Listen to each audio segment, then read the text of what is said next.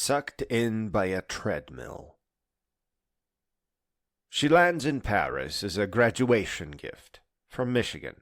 A tidy itinerary, a nice hotel, museum tickets she can't believe are real. Her parents are staying in the room next door and have already scheduled their days around patisseries and river walks. She tells them she'll catch up later, after breakfast. Jet lag makes her restless, so she decides to do one good thing before croissants. A quick workout. First one in the city, first one in weeks. The hotel gym is odd. Too quiet, too square, too industrial. Someone repurposed the former server room. Thick doors, low ceiling, rubber flooring that hides seams it shouldn't be hiding. A brass plaque near the door says something in French about building's renovation. She doesn't read it. She will think about this plaque for the rest of her life. She leaves her phone in the locker so it won't bounce out of her pocket. She takes dumbbells, because she always takes dumbbells. It's a thing people do, and she knows it's a thing she shouldn't do. She sets the treadmill to a brisk pace and starts walking with light weights, 5-pounders, nothing dramatic. It's the kind of a thing that a personal trainer would frown at, but not scream about. Well, one dumbbell slips, clanks, and skitters off the belt. An ugly sound on what should be flooring. She reflexes into a wrong step. The belt pulls. Her knee hits the front shroud. The treadmill lurches like a machine with a tired motor and a tired brake, and she stumbles sideways. The remaining dumbbell swinging hard into the floor. It punches through.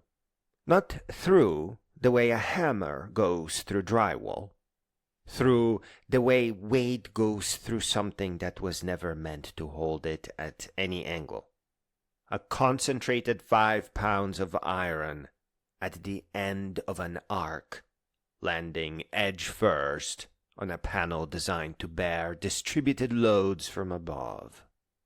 The rubber mat dimples. Beneath it, something gives with a flat, brittle crack. The tile is not a tile. It's a raised floor panel, the kind data centers use, laid on pedestals over a service void. It's meant for cable routing and airflow. The hotel gym was, after all, a server room once. They resurfaced it with rubber and called it done. The panel fractures diagonally. 1/2 seesaws. Her foot, already off balance, catches the tilting edge. The adjacent panel, no longer braced by its neighbor, shifts on its pedestals. She drops into a space that was never meant for people. It smells like cold dust and old electricity. There's a cramped void under the floor, cables, conduit, metal rails, and airspace that hums with ventilation. She tries to stand and slams her shoulder into the underside of the gym floor. She can hear the treadmill above her, motor whine, belt hiss, then a pause. Then the belt crawling again as if it's trying to return to where it saw her last. The fall is only about a meter. Nothing is broken. Her pride is broken, but pride doesn't show in X-rays. She could climb back up. She knows this. But the panel has shifted, and the opening is awkward, and her shoulder is screaming, and when she puts weight on the pedestal frame to hoist herself, the next panel wobbles, ominously. The thought of collapsing more floor while halfway through it does something primal to her decision-making. So she crawls. The underfloor chase runs along the building's spine, old server infrastructure, never fully decommissioned, just orphaned when the room changed purpose. She follows the faintest pool of air, looking for a service hatch, a maintenance access, anything to handle. The chase widens. The floor beneath her palms changes. Newer concrete gives way to older concrete. Smooth gives way to gritty. A seam appears where the hotel's modern foundation meets something older and less interested in building codes.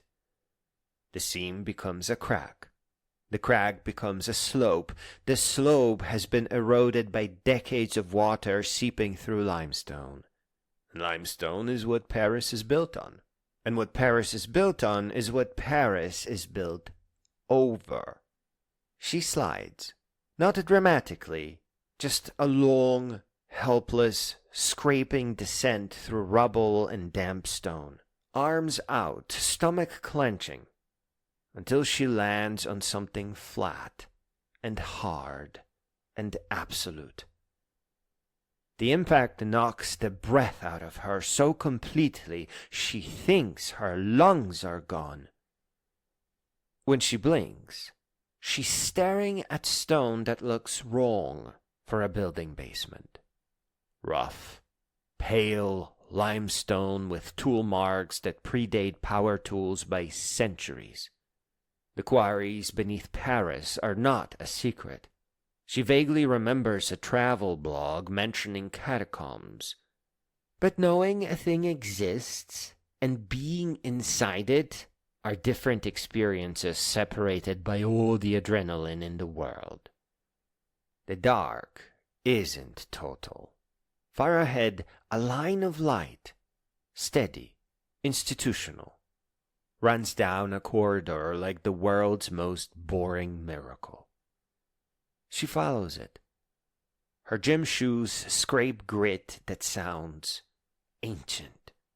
The corridor is absurdly legitimate. 1960s style lighting, utilitarian and yellowed, mounted at a height that assumes a hard-hatted head. The walls carry cables and junction boxes. On the wall she passes a cabinet with sealed gauges, instruments that measure the world moving by millimeters. A needle in a dial, a pen tracing slow curves on a paper roll, a box that hums as if it's listening to the stone breathe. Paris monitors its own underworld. The city is, in places, a patient that never leaves the hospital. She hears motors, deep, steady-like. The city itself is breathing through machinery. Pumps. The quarry's flawed, and the pumps never stop, and the pumps need corridors, and the corridors need maintenance, and maintenance needs checkpoints. She reaches a small room that breaks the tunnel like an office inserted into a cave. Metal desk, wall map covered in annotations she can't read, clipboards and plastic sleeves, hazard tape that's too official to be a prank, a hard hat on a hook, a rotary phone, actual rotary brown plastic that makes no sense, except that landlines don't need cell towers, and these tunnels eat radio signals. A logbook opened to a page where someone signed in 11 days ago with a ballpoint pen. The sign on the wall is stamped, official, and clear. This is maintained. The Inspection Générale des Carrières is a real department with real employees who walk these corridors on real schedules that at this moment have left her entirely alone. A locker is half opened. Inside, work gloves, a high-vis vest, and scuffed helmet. A plain lanyard with a generic contractor badge, the kind of badge that says company name and nothing else. The visitor pass equivalent of a shrug. And a flashlight, which she takes first because being in the dark is worse than being a thief. She puts all of it on with shaking hands because being a person down here feels like being prey. The tunnels have moods. She learns this by walking through them. The bureaucratic section gives way to something human, a pocket in the stone where corridor widens into a small chamber. Mismatched chairs, a plank balanced on sawhorses that once served as a bar, bottles crusted with age, graffiti layered like tree rings. Someone painted a mural of a skeleton playing an accordion, and someone else added sunglasses to it. Then someone else wrote the date beneath it. 1987. The cataphiles. She read about them. Parisians who sneak into the quarries for parties, art, exploration, the particular thrill of being somewhere you shouldn't be. This room is their abandoned living room. It isn't romantic. It's grimy and real and sad in the specific way abandoned social places are sad. The chairs still aligned towards each other, still waiting for a conversation that moved on. She takes a breath and realizes she's thirsty enough to feel it in her teeth. The tunnel continues. She follows the air. Past the cataphile bar, the tunnel pinches. A partial collapse, loss of stone from above, a slow-motion ceiling failure that might have taken years, forces her down on her stomach. Stone presses her ribs. Her helmet scrapes. The high-vis vest snags, and she has to wriggle out of it halfway, pulling herself toward by fingertips and rock, breathing in sips. In a niche halfway revealed by the collapse, half protected by it, something catches the flashlight. A gleam of warm metal. A cross! Small, heavy, precise, not costume jewelry, not tourist trash. The edges are softened by time. The surface etched with a tiny heraldic design, which she'd later learn are crossed keys beneath a tiara, rendered in the compressed visual language of ecclesiastical authority. It hangs from a cord that rotted through long ago, leaving the loop intact, as if the cross simply kneeled down and decided to wait. She doesn't decide to wear it. She puts it on the way people put on a seatbelt after a near crash. Automatic, desperate, superstitious without admitting it. The metal rests against her sternum like a hand. How it got here is a question for historians. The quarries have been used for storage, burial, smuggling, worship, and resistance for 800 years. Things end up in stone the way things end up in rivers, carried by currents that no longer exist. The tunnel begins to carry newer noise, not the low machine breath of pumps somewhere else, but wheels on smooth ground. A distant beep beep of a reversing vehicle. A voice through a radio, muffled but purposeful. She kills her flashlight and crouches behind a support pillar, heart hammering. A small electric van glides into view, white and plain and too clean for this place. It's the kind of a vehicle that exists inside airports and convention centers, built for corridors. A handful of people move with it, masked, gloved, dressed in dark contractor gear, helmets, ID badges on lanyards. They don't talk casually, they don't really look around, they move like procedure. She does the math without thinking. Somewhere between the cataphile bar and now, the tunnel shifted from abandoned quarry to active infrastructure. The walls are smoother, the light is modern, the air smells filtered and climate-controlled. She has crawled out of the city's bones into its bloodstream.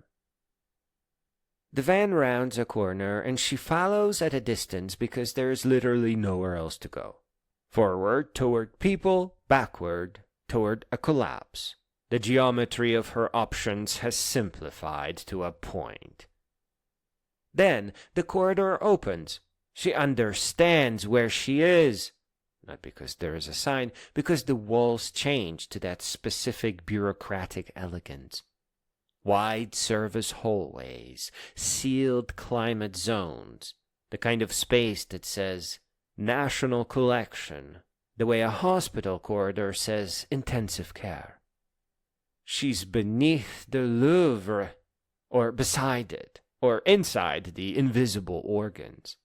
The museum conservation infrastructure extends underground in ways the public never sees. Tunnels connecting storage vaults, transport corridors for moving art between buildings, service zones where temperature and humidity are controlled to fractions.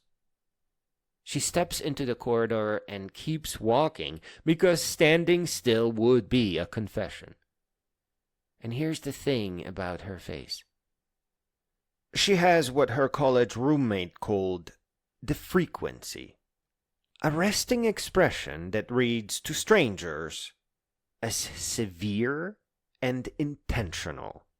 Mouth neutral, brow slightly drawn, eyes level and unblinking. In Michigan, it got her out of small talk at parties.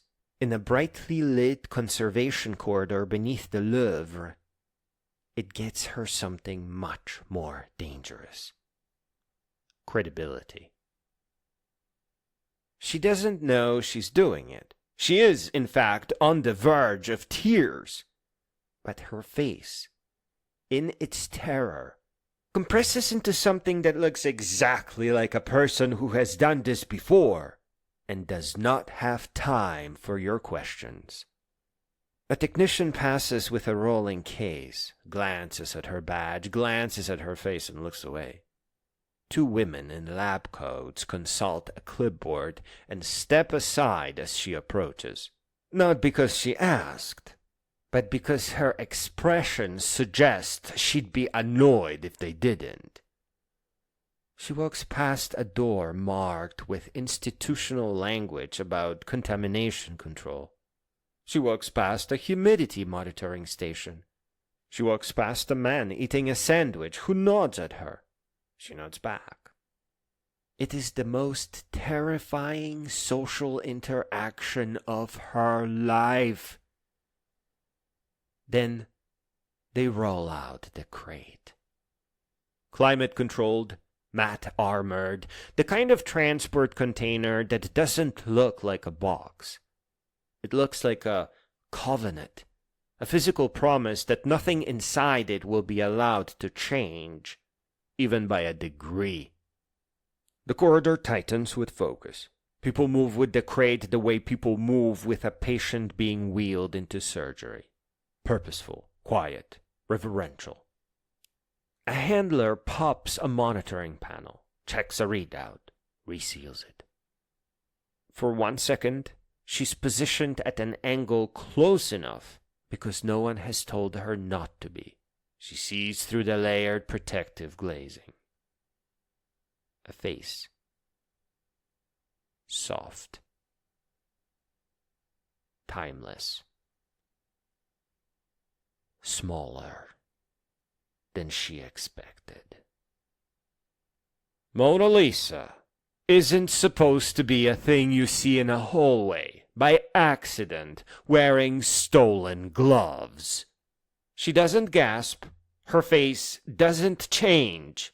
The frequency holds. If anything, the staggering impossibility of this moment pushes her expression into an even flatter affect. The look of a woman who has seen this painting moved many times and is mildly irritated by the draft. The handler glances at her. She meets his eyes with the hollow, 1,000-yard stare of a person whose soul has left her body. He interprets this as seniority and goes back to work. The crate loads onto a larger transport vehicle in a logistics bay that exists below street level, a place of ramps and reinforced doors and sound-dampening walls. The operation has the quiet intensity of something practiced. Each person has a role, each movement is sequenced. The only urgency is the urgency of precision.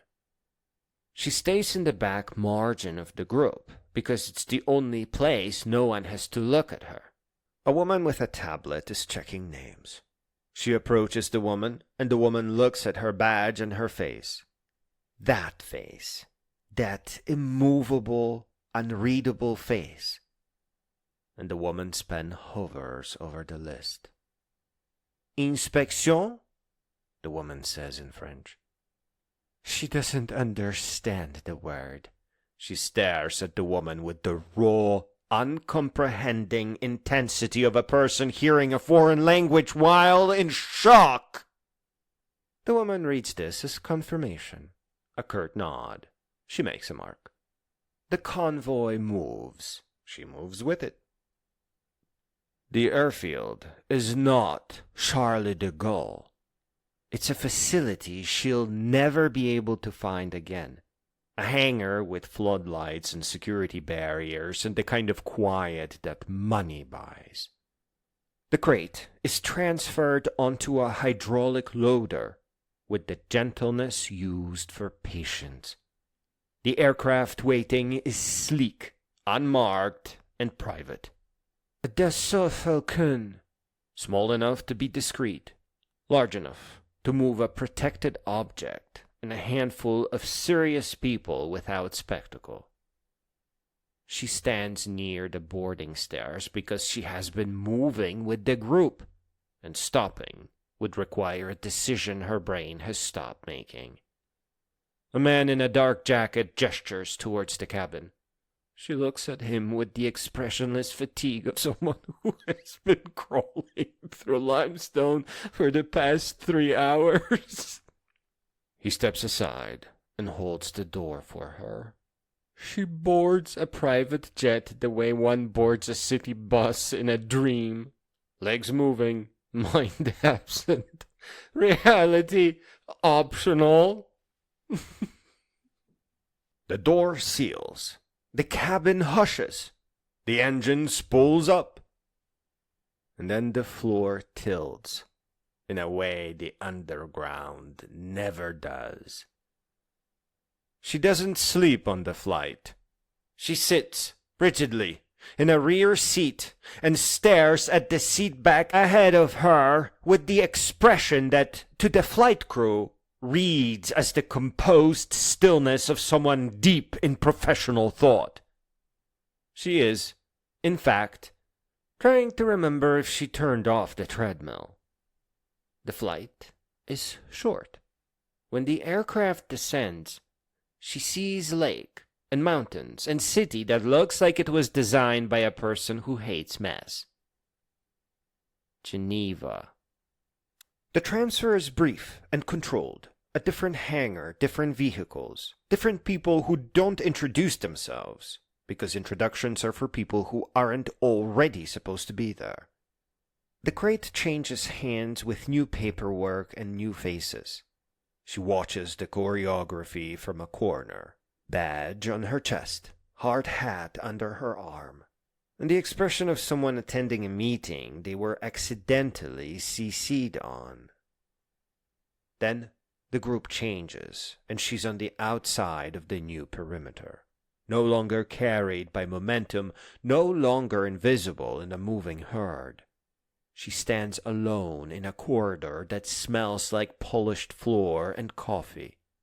She makes it through a service door before anyone notices, A security guard rounds a corner and clocks her instantly. Not because she's dramatic, but because she looks like a person who shouldn't be alone in a Swiss corridor. He speaks to her in rapid French. She stares at him with that blank, level expression of someone who has no idea what he's saying. He reads this as a refusal to cooperate. His posture stiffens. "English?" she manages. His eyes narrow, then his gaze drops. "To the cross." It's not a magic key. It's a problem. The specific kind of problem that makes trained security personnel stop improvising and start following procedure. The heraldic marks on the cross, the crossed keys, the tiara, are the compact visual signature of the Holy See. It's the kind of object that a guard in Geneva, a city with a long memory for religious diplomacy, knows not to handle casually. He doesn't relax. He speaks into his radio, a code word, a reference number. A second guard arrives, then a woman in plain dark clothes who doesn't introduce herself but knows exactly what to ask. Name, passport number, who sent you, why you're here. Her answers make no sense, and she knows they make no sense. She's from Michigan, she fell through a floor, she got lost, she ended up here. She's wearing the cross because she found it in a hole. She'd like to go home now. The woman studies her silence for a long, evaluating moment. Her face, the frequency, stares back, impassive, bewildered, exhausted, which in this light, in this context, reads as, "I have been through something that is above your clearance level, and I am not going to explain it to you." The woman makes a decision. She guides her, not to a cell, not to an interrogation room, but to a small quiet space with a religious icon on the wall. An airport chapel, a place where complicated people become somebody else's problem. "Wait," the woman says, not unkindly. "Do not move." The door closes in a way that isn't locked, just certain. She doesn't know when the transfer happens. She only knows that waiting turns into exhaustion, and exhaustion turns into sleep.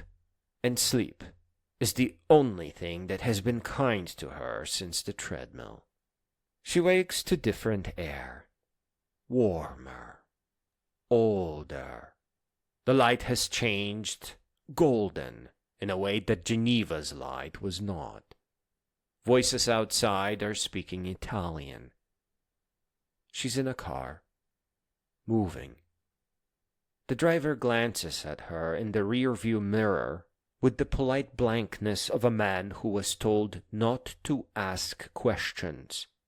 Through the window she sees terracotta and stone and sky that is outrageously, offensively blue. The car stops. She's guided through a side entrance by a young man in a suit who addresses her in Italian. She looks at him with the frequency, bewildered, mute, face like a closed door. He adjusts instantly. "English, of course. This way, please." He says please the way people say please when they mean now. She sees the uniforms before she understands them.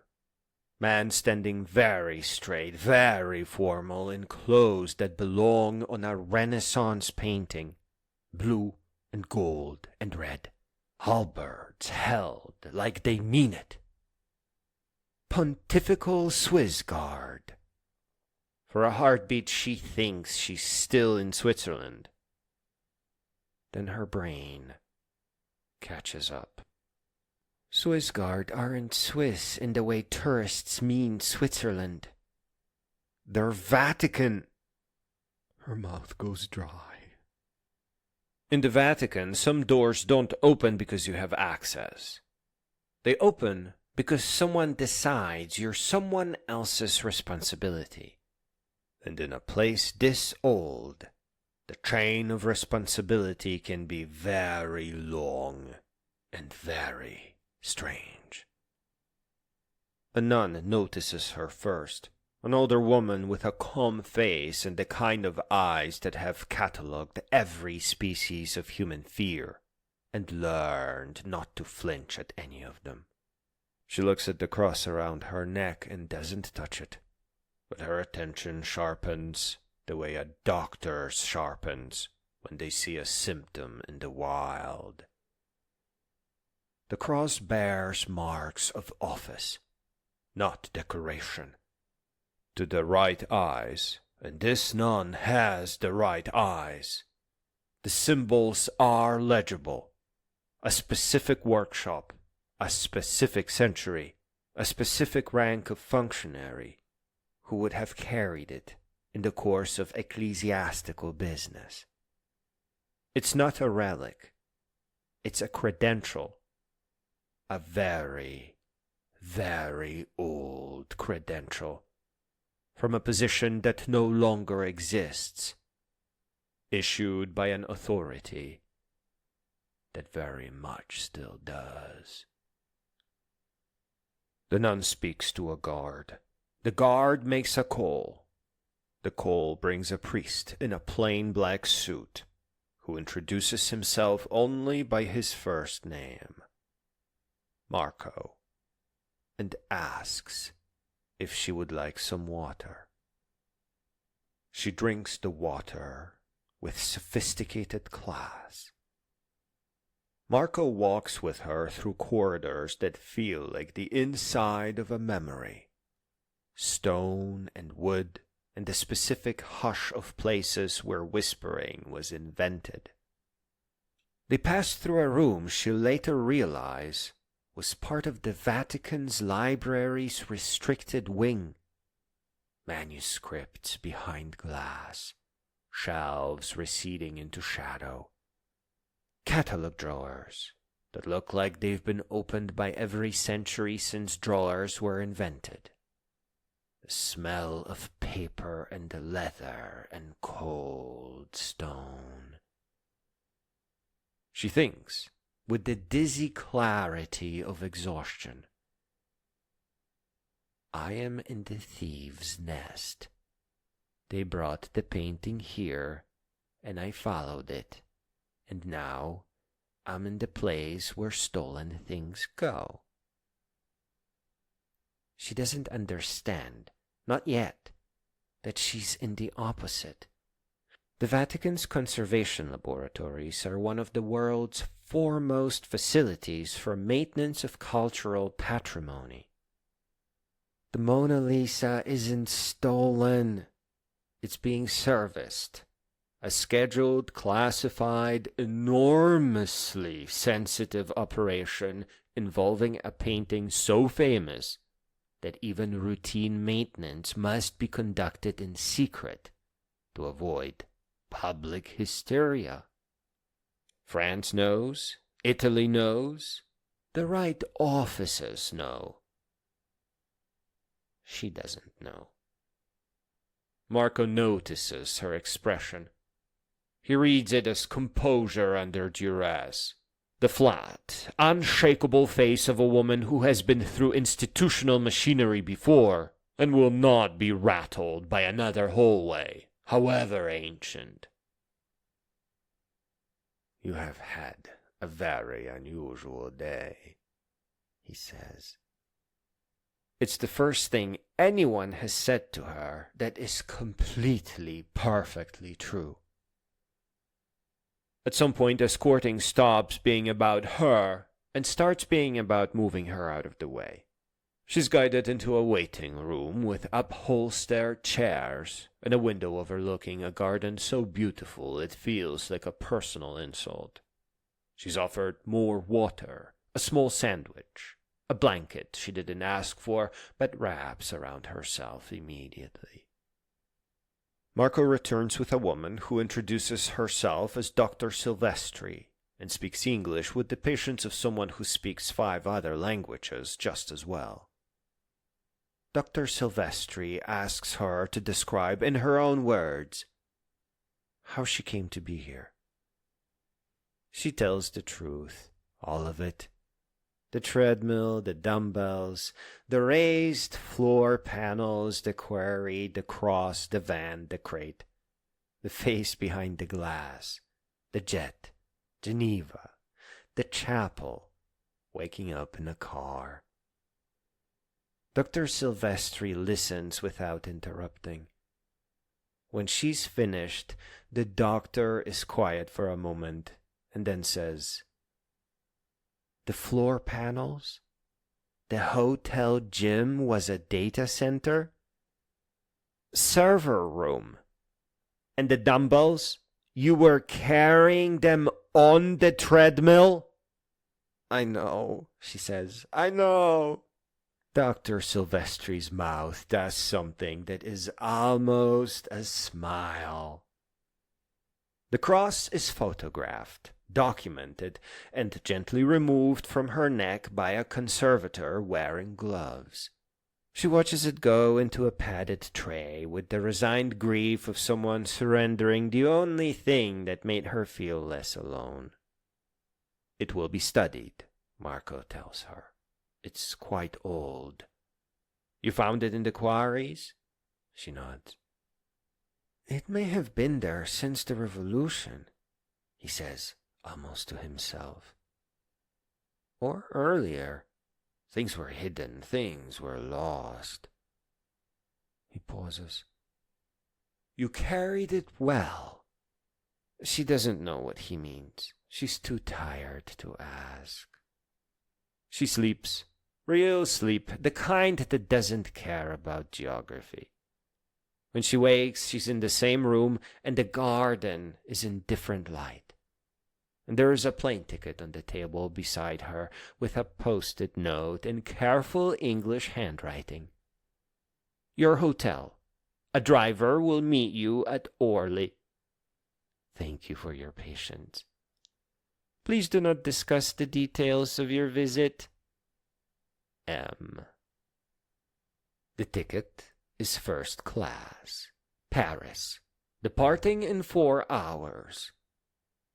Attached to the ticket, with a paperclip, is a small card, thick and cream-colored, embossed with a crest she now recognizes.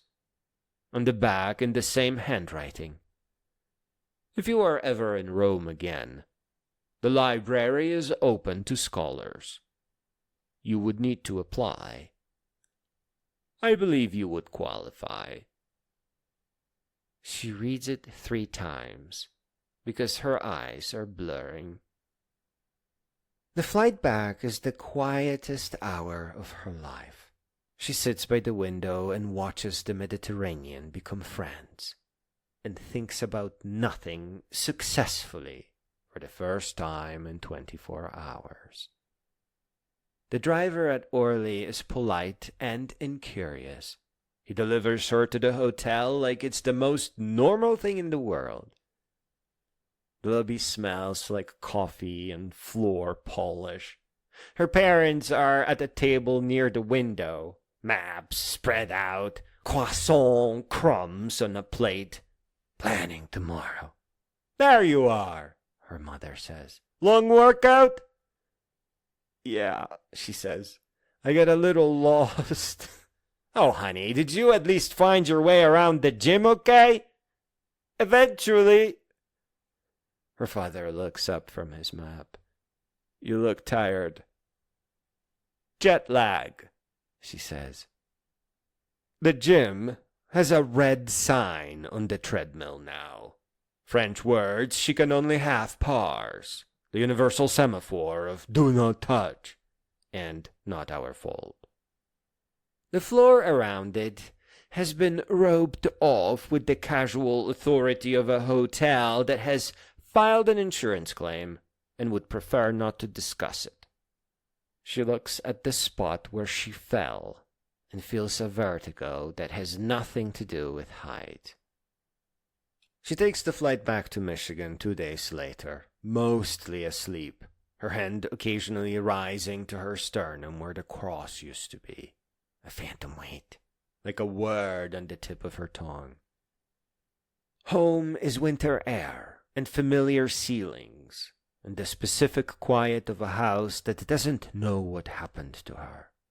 She unpacks, she showers, she sits on her bed and stares at the wall for a while. Then she checks her phone. There are messages, missed calls, photos from Paris she doesn't remember taking, and a headline from Le Monde translated by her browser into clumsy English. Mona Lisa undergoes advanced conservation at Vatican laboratories in classified maintenance operation. She reads it twice, then 3 times. The brain needs repetition to accept the unbelievable. The article calls it routine. The article says it was planned.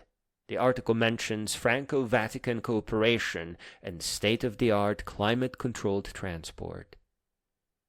The article does not mention a girl from Michigan or a pair of 5-pound dumbbells. She closes her phone. She looks at the ceiling. She makes 2 vows, quietly, instantly, the way people make vows when the alternative is screaming. 1. She will never carry dumbbells on a treadmill again. 2. She will take that woman up on the library.